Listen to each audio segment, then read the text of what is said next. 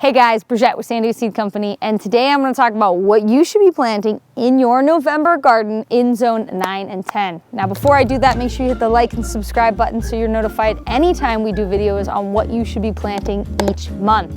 Okay, so November in the garden, it's a beautiful time. I'm actually kind of like bundled up. It's cold. Our mountains actually got some snow. It's been raining. It's actually starting to feel like fall. Now, even though winter is still a whole month away, our days are still getting a lot shorter every single day, which means what you're noticing in the garden is things are becoming very stagnant. They're not growing very quick, and that is a total natural process. There's really nothing you can do about it. Now, there is still plenty of time in our amazing climate to plant lots of new stuff. Let's talk about what those are. So let's talk about some of the root crops. So root crops are very easy to succession plant all the way through fall and winter. You can plant them every week to 2 weeks for a consistent, steady harvest. So things like all of your radishes, your carrots. I actually just made a carrot soup last night. So delicious. Beets, very easy if you love borscht. So good. All of your radishes, all of your root crops, onions as well are crops that you want to plant right now. Also a very good succession planting crop right now is spinach.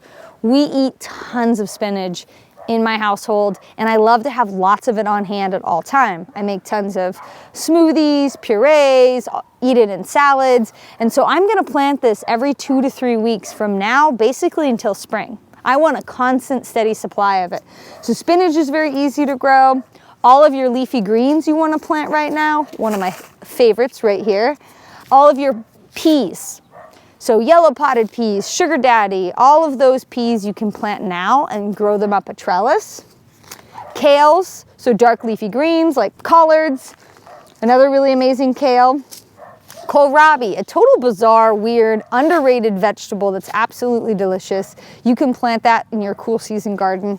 And then lastly, fava beans. Fava beans are an amazing crop that is really a triple threat. You can use it as a pollinator plant. Bees and butterflies love the flowers. It produces a lot of bio content that you can put into your compost. The beans are delicious, and you also can till it back into the garden for just a living mulch. Because it's a bean, it's naturally going to fix nitrogen in your soil. So it's really just an all-around amazing crop.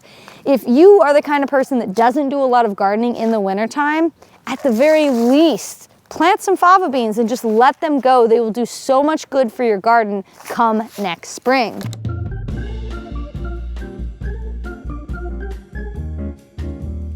So let's talk a little bit about herbs. So cilantro. Even though we eat a lot of cilantro and salsa in the summertime, it is really best suited for a fall and winter crop. As the days get longer, it's going to want to go to flower and then go to seed. By planting it now, as the days are getting shorter, you'll get very big, robust plants that aren't going to go to flower immediately. Lovage is related to celery. It's a delicious herb that you can use in your soups. Also, fennel grows really amazingly now.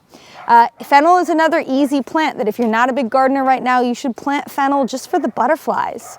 It will grow beautifully, and then in the spring it'll go to flower, and the bees and the butterflies love it. Let's talk a little bit about flowers. One of my favorite fall and winter flowers is nasturtium. It actually grows wild in the canyons in San Diego County, and it is just a beautiful, very easy to grow flower that is super simple to plant. The seeds are really big, so you just poke them into the ground very simply. As long as they get a little bit of moisture, they will grow and they will thrive. Really a neat plant. Now, next let's talk about some kind of oddballs. We just did a really rad video on potatoes, okay?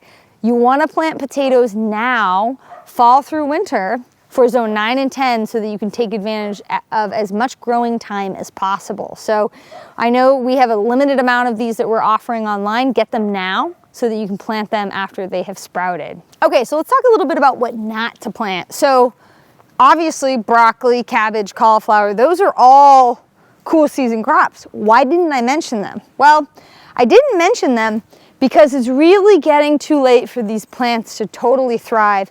And that's because you're gonna want to plant these from seed much earlier in the season. Right now our days are getting very short, And these plants are gonna grow very slowly and be very stunted. There's really not a whole lot you can do about them.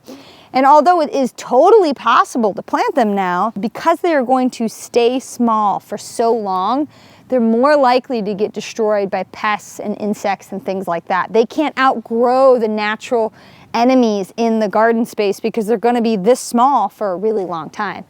So unless you're totally diehard, gotta have broccoli, cabbage, cauliflower in the garden now, it is really something that you either wanna buy starts of and plant those out versus doing it from seed, or wait until the days get a little bit longer and start them in early spring. So during this time of the year, we are doing a lot of succession planting of our root crops. That's because I want lots of root crops all year long, and I harvest a lot of them in one sitting. You can see here we've got a really nice, really good looking row of radishes that we've planted, and you'll notice that we've pulled back all of the mulch, right?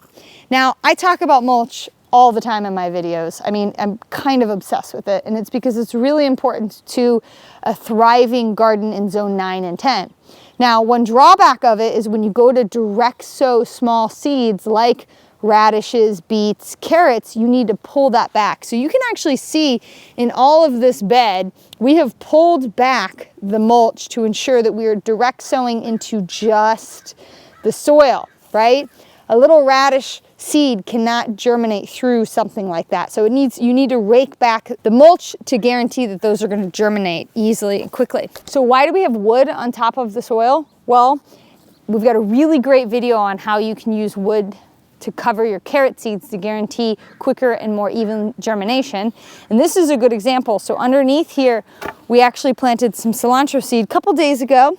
Hasn't germinated quite yet, but what's fabulous is see it's still really moist. And it's moist because this wood is preventing the sunlight from hitting that soil and preventing it from basically evaporating the soil and drying it out. Because you want this to stay moist the whole entire time, using something like a piece of wood is a very simple way to do that.